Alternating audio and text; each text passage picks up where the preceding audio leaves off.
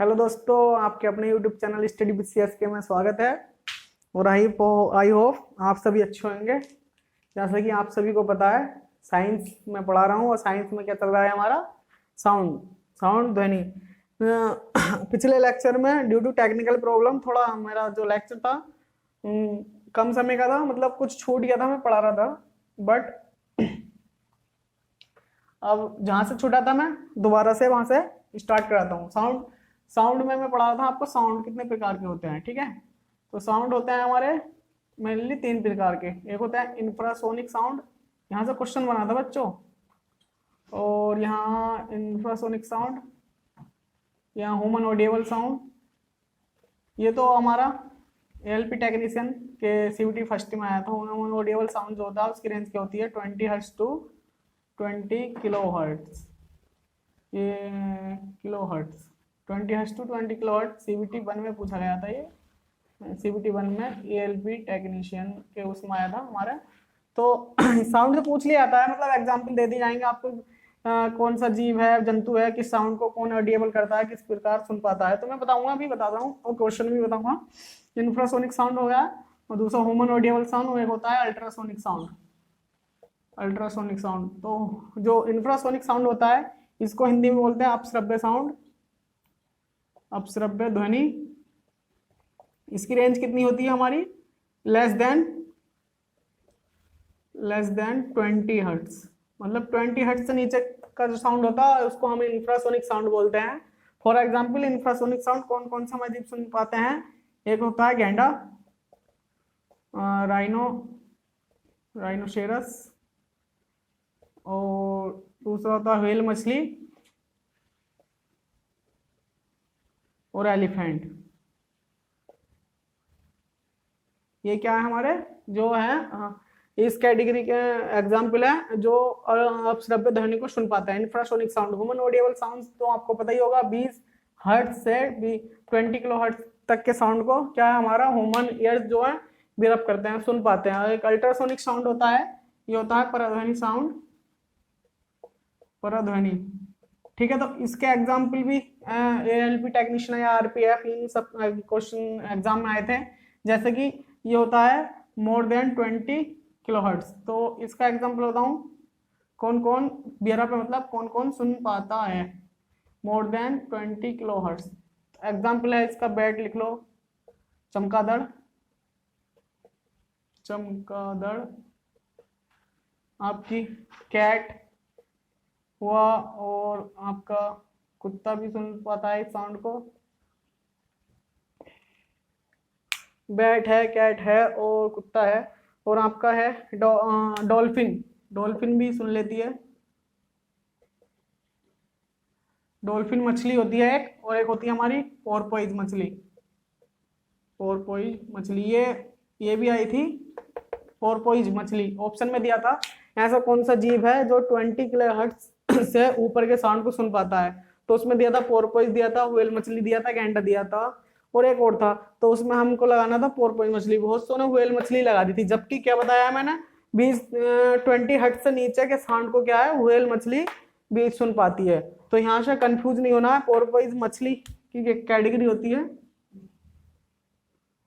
तो more than 20 kilo hertz से ऊपर के साउंड को क्या है हमारी पोर्पोइज मछली सुन पाएगी, ठीक है। और मंकी भी हमारे इस साउंड को सुन सकता है, ठीक है। यहाँ से इतना ही साउंड के बेस पे या पूछ लिया जाएगा, ह्यूमन ऑडिएबल साउंड पूछ लिया जाएगा, या अपश्रव्य साउंड कौन सा होता है, कितनी रेंज होती है। पराध्वनि साउंड है तो पराध्वनि की रेंज कितनी होती है, यहाँ से पूछ लिया जाएगा, या किसी ऑप्शन में एग्जाम्पल दे दिया जाएगा, या उनको बोल दिया जाएगा ये जो जीव है, जंतु है, कितने हर्ट्ज तक की फ्रीक्वेंसी को सुन सकता है, ठीक है दोस्तों। अब आगे चलते हैं। साउंड क्या बताया था, मीडियम की जरूरत होती है। मीडियम की जरूरत होती है। मीडियम किसके माध्यम से साउंड को हम सुन पाते हैं, तो वो क्या बताया था उनका, हमने बताया था कि पराश्रव्य मतलब ध्वनि में जो है एयर के थ्रू, मतलब एयर में जो पार्टिकल होते हैं, कण होते हैं, उनके संचरण के थ्रू हम सुन पाते हैं, मतलब मूवमेंट के। तो वेव एक तरीके से वेव ही क्रिएट होगी, तो हम वेव की बारे में बताता हूँ। और एक क्वेश्चन आया था उसमें दिया था 5 साल से 5 साल तक के बच्चे, 5 साल तक के बच्चे जो होते हैं वो कितने हर्ट्ज तक की फ्रिक्वेंसी को सुन सकते हैं, मतलब कितने हर्ट्ज तक की जो फ्रिक्वेंसी होती है उसके साउंड को बेर अप कर सकते हैं, तो वो उसका होता है 25 किलो हर्ट्ज। और कुत्ते भी जो होते हैं ये जीव जंतु कैटेगरी में, वो भी हमारे कभी कभी ऑप्शन में दे दिया जाएगा, तो दिया रखा होगा कि कुत्ते होएगा या हुएल मछली बोल दिया जाएगा, और या बोल दिया जाएगा पोर्पोइज बोल दिया जाएगा, या बैट बोल दिया जाएगा। तो आपको ऑप्शन में ये लगाना है जो 5 साल तक के, मतलब अंडर 5 ईयर चिल्ड्रन जो होते हैं 5 ईयर्स, तो उसके 25 किलो हर्ट्ज तक की फ्रिक्वेंसी को सुन पाते हैं। या फिर ऑप्शन में कुत्ते दे दिया जाएगा, डॉग दिया जाएगा, तो 25 किलो हर्ट्ज तक के ऑप्शन को आपको चूज करना है आंसर में। अब मैं वेब के करेक्टरिस्टिक के बारे में बता देता हूँ, वेब की मतलब क्या क्या करेक्टरिस्टिक होती है। सपोज कर लो मैंने वेब बताई थी आपको, ये क्या है हमारी वेब बनेगी, ठीक है। तो ये वेब बन रही है, तो एक क्या होता है, और स्प्रिंग के केस में जब हम स्प्रिंग को खींचते हैं तो ये कंप्रेस होता है।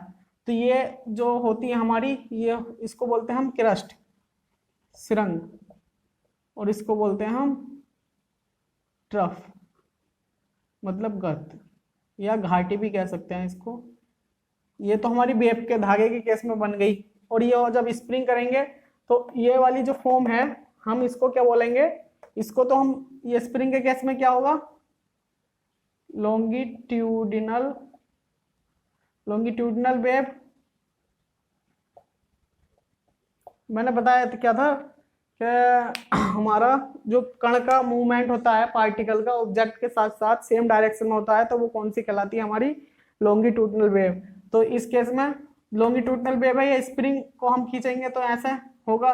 तो जब धागे को खींचा था, धागे का मैंने, अगर लास्ट वीडियो किसी ने नहीं देखी हो तो उस वीडियो को देखना जरूर, आपको क्लियर हो जाएगा कि ये कौन सी वेव है, ये कौन सी वेव है। तो ये हमारी क्या होगी, ट्रांसवर्स वेव, ट्रांसवर्स वेव, ठीक है।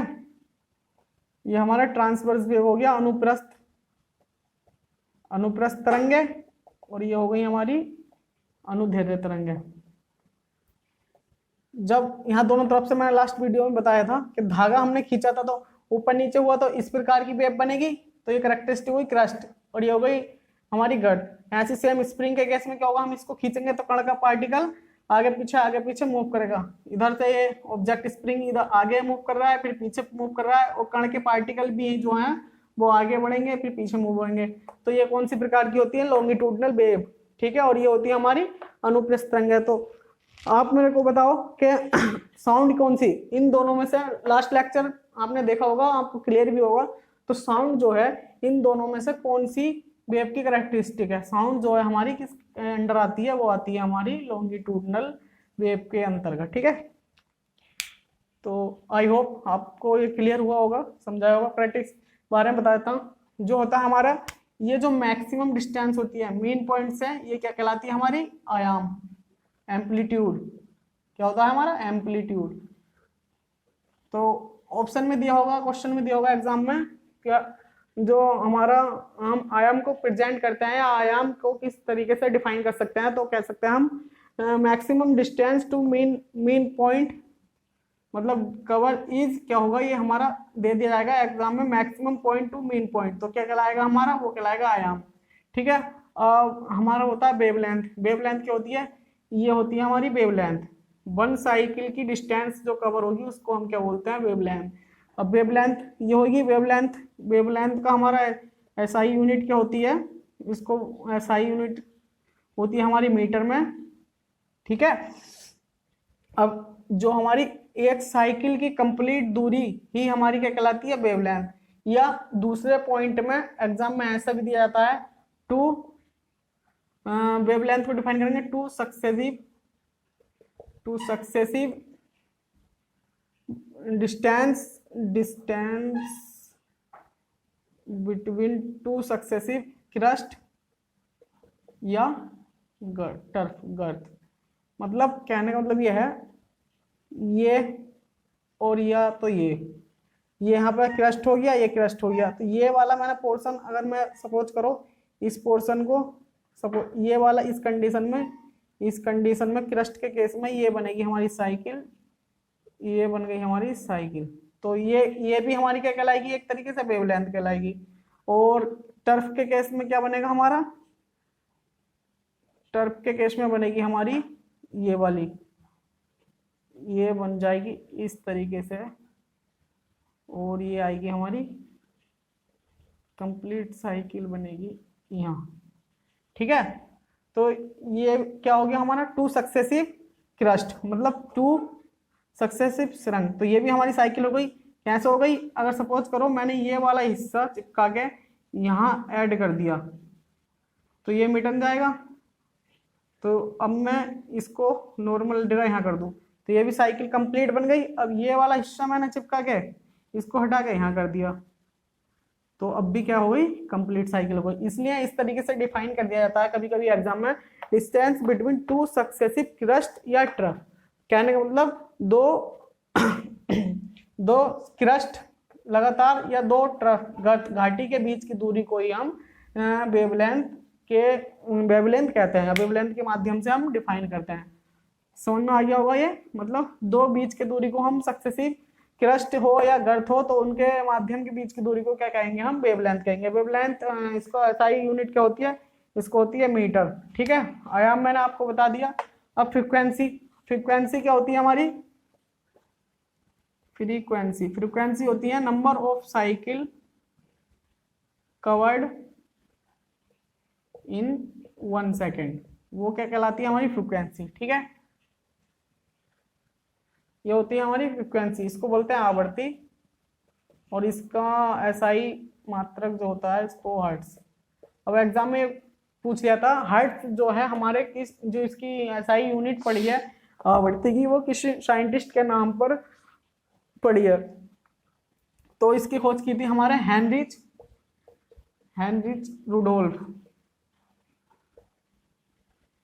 रुडोल्फ क्यों सम्मानित किया गया था, तो ये हमारे साइंटिस्ट है एक फिजिक्स के, उनके जाने माने नाम पर हेनरिच रुडोल्फ के नाम पर क्या गया था, हेनरिच रुडोल्फ, उनका पूरा नाम था हेनरिच रुडोल्फ हर्ट्ज, के सम्मान के रूप में हमारी फ्रीक्वेंसी की जो यूनिट रखी गई थी वो क्या कहलाई गई थी, हमारी हर्ट्ज। ठीक है, फ्रीक्वेंसी हो गई number of cycle in 1 second. तो फ्रीक्वेंसी बराबर होता है 1/t, एक फॉर्मूला है, इसको याद रखना है, इसके बेस क्वेश्चन आएंगे आपके। ठीक है, ये तो फ्रीक्वेंसी हो गया 1/t, मतलब 1 सेकेंड में जो होता है। और आवर्तकाल क्या होता है, आवर्तकाल वो होता है हमारा जितना भी एक साइकिल को कंप्लीट करने में समय लगता है वो हमारा क्या कहलाता है, आवर्तकाल। मतलब एक साइकिल को वन साइकिल को कंप्लीट करने में लगा समय क्या कहलाता है हमारा, आवर्तकाल कहलाता है। कहने का मतलब क्या है मेरा, यहां से यहां तक की साइकिल जब तक कंप्लीट होगी तो वो समय क्या कहलाता है, हमारा आवर्तकाल कहलाता है। अब डिस्टेंस क्या होता है, डिस्टेंस बराबर होता है हमारा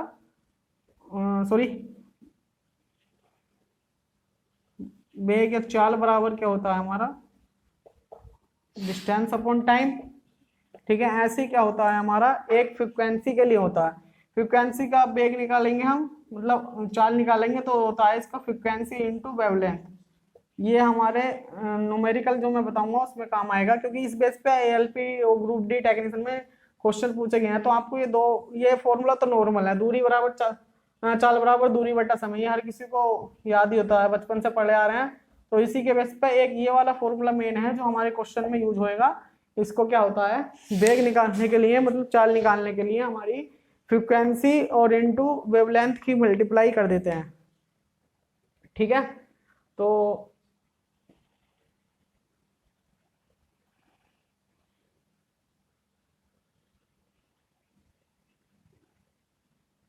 आपको इन सवाल करा देता हूँ इनके बेस ऊपर, आप क्वेश्चन लिख लीजिए एक 5 मिनट। सपोज एक 100 मीटर पर सेकेंड से यात्रा करने वाला, मतलब ये दे रखा है हमारा 100 मीटर पर सेकेंड से गति से यात्रा करने वाली एक तरंग की आवृत्ति, तरंग की आवृत्ति दे रखी है हमको 20 हर्ट्ज। ठीक है, तो हमारा जो है उसके लिए टाइम पूछा है, गिवन दिया है एक 100 मीटर पर सेकेंड गति से यात्रा कर रहा है, गति से यात्रा करने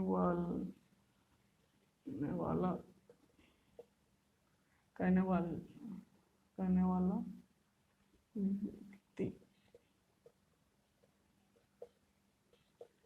एक आवृत्ति या ऑब्जेक्ट कह सकते हैं, व्यक्ति कुछ भी कह सकते हैं, हमारा तरंग की आवृत्ति 20 हर्ट्ज है। तो उसमें लगने वाला हमारा समय क्या होगा, अभी मैंने आपको बताया था, टाइम निकालना है ना हमको। तो स्पीड बराबर क्या होता है,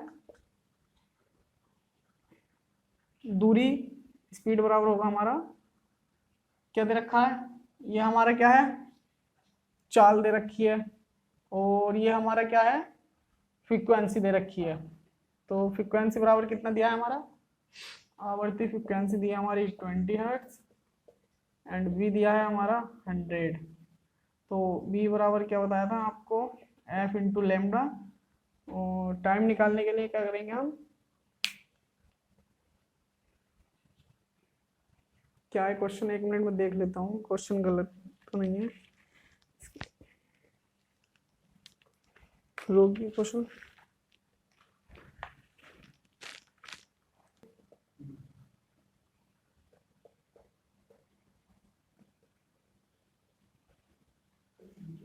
देखो दोस्तों, क्वेश्चन ये था 100 मीटर पर सेकंड गति से यात्रा करने वाला व्यक्ति, जो स्रोत है वो तरंग की आवृत्ति उत्पन्न करता है, मतलब जो हमारी 20 हर्ट्ज तक की फ्रीक्वेंसी को सर्जन कर रहा है, तो उसको आवर्तकाल कितना होगा, ये है क्वेश्चन। आवर्तकाल कितना होगा, तो फ्रीक्वेंसी दे रखा है, बी दे रखा है हमारा 100 मीटर पर सेकेंड, बट इसकी जरूरत नहीं है क्योंकि यहाँ पे पूछा है हमारा से ओनली आवर्तकाल पूछा है। तो हम क्या करेंगे, हमने फॉर्मूला पढ़ा था, फ्रीक्वेंसी बराबर होता है 1/t, टी हमको निकालना है, फ्रीक्वेंसी हमें दे रखी है, तो ये हो जाएगा यहाँ से t बराबर 1/f, तो t हमारा 1/20। ठीक है, तो यहाँ से क्या हो जाएगा, पॉइंट ले आएंगे 0 0, तो ये हो जाएगा हमारा पॉइंट लगाएंगे, 0 बढ़ाएंगे तब भी नहीं जाएगा। ठीक है, पॉइंट लगाया, 0 बढ़ाया, फिर 0 लगाया, तो ये हो जाएगा हमारा 5 सेकेंड, 0.05 सेकेंड। ठीक है, अब नेक्स्ट क्वेश्चन है, एक हमारा क्या है 200 हर्ट्ज तक की, क्वेश्चन नंबर 2 हो जाएगा। 200 हर्ट्ज की फ्रीक्वेंसी वाला स्रोत, 200 हर्ट्ज की फ्रीक्वेंसी वाला स्रोत क्या है हमारा, एक वेवलेंथ को, मतलब तरंग दैर्ध्य उत्पन्न कर रहा है, तरंग दैर्ध्य 0.4 मीटर की तरंग दैर्ध्य को उत्सर्जन कर रहा है, उत्सर्जन करता है। तो 800 मीटर की डिस्टेंस को, 100 मीटर की डिस्टेंस को कवर करने में कितना समय लेगा, कितना समय लेगा। ठीक है, तो अब हमें क्या देना बने है, 200 हर्ट्ज की फ्रीक्वेंसी को गिवन है हमारा, और इसका वेवलेंथ दे रखा है हमको 0.4 मीटर तरंग दैर्ध्य की उत्सर्जन कर रहा है। तो हमारा क्या 800 मीटर की डिस्टेंस है, हमें पता है क्या निकालना है, हमें निकालना है समय। तो हमारा क्या होता है, डिस्टेंस बराबर होता है, सॉरी चाल बराबर होता है डिस्टेंस अपॉन टाइम। हमारे पास डिस्टेंस है, टाइम हमको निकालना है, हमारे पास बी नहीं है, तो टाइम हमको निकालना है, डिस्टेंस दे रखी है बी, और बी हमने फॉर्मूला पढ़ा था अभी पीछे कि एफ इंटू जो लैम्डा होता है वो हमारा क्या करता है, वो चाल हमारी प्रोवाइड करता है, मतलब चाल तरंग दैर्ध्य की चाल को निकालने के लिए फ्रीक्वेंसी इंटू वेवलेंथ की मल्टीप्लाई कर देते हैं। तो फ्रीक्वेंसी हमारी दे रखी है 200 और वेवलेंथ दे रखा है हमारा 0.4, तो कितना आ जाएगा ये, 4 दूनी 8, 800 मतलब 80, ये आ जाएगा हमारा 80 मीटर पर सेकेंड। अब यहाँ से आ जाओ, चाल दे रखी है, हमको टाइम निकालना है, तो टी बराबर आ जाएगा डिस्टेंस अपॉन बी। 800 मीटर की जो डिस्टेंस है हमारी कितना 80 मीटर पर सेकेंड से कवर कर रहा है, तो आ जाएगा हमारा 10 सेकेंड आंसर। ठीक है, आई होप समझ में आया होगा। इन दो फॉर्मूलों का क्या क्या रोल था, बी बराबर एफ इंटू लैम्डा और एफ बराबर 1/t, ये दो ही फॉर्मूले बेस ग्रुप डी में और एनटीपीसी में भी इस लेवल की क्वेश्चन आएगा प्री में, इससे ज्यादा आपको टफ क्वेश्चन आएगा नहीं, क्योंकि लैम्डा मैंने आपको बताई दिया है फ्रीक्वेंसी क्या होती है हमारी 1/t होती है। वो तरंग दैर्ध्य की चाल को निकालने के लिए हम कौन सा फॉर्मूला करते हैं, B equal to F into lambda, मतलब तरंग दैर्ध्य। ठीक है, और इसमें छोटा सा टॉपिक रह गया, एक अनुरण होता है, जिसमें अनुरण होता है हमारा रिवर्बरेशन, जो प्रोसेस होता है हमारा सिनेमा हॉल में, जब हम साउंड सुनते हैं तो गूंज गूंज की आवाज आती है नहीं आती है, तो उसको दूर करने के लिए अनुरण की प्रक्रिया होती क्या है। ठीक है, तो मैं आप बताता हूँ अनुरण है क्या। वह साउंड के फैक्टर भी हैं, कभी कभी क्वेश्चन पूछ लिया जाता है जो साउंड है हमारे फैक्टर किन किन फैक्टरों पर डिपेंड करता है। तो साउंड जैसा क्या होएगा, टेम्परेचर जहाँ ज्यादा होएगा तो साउंड तेजी से डोलेगा, कहने का मतलब जहाँ पे टेम्परेचर ज्यादा होगा, किसी भी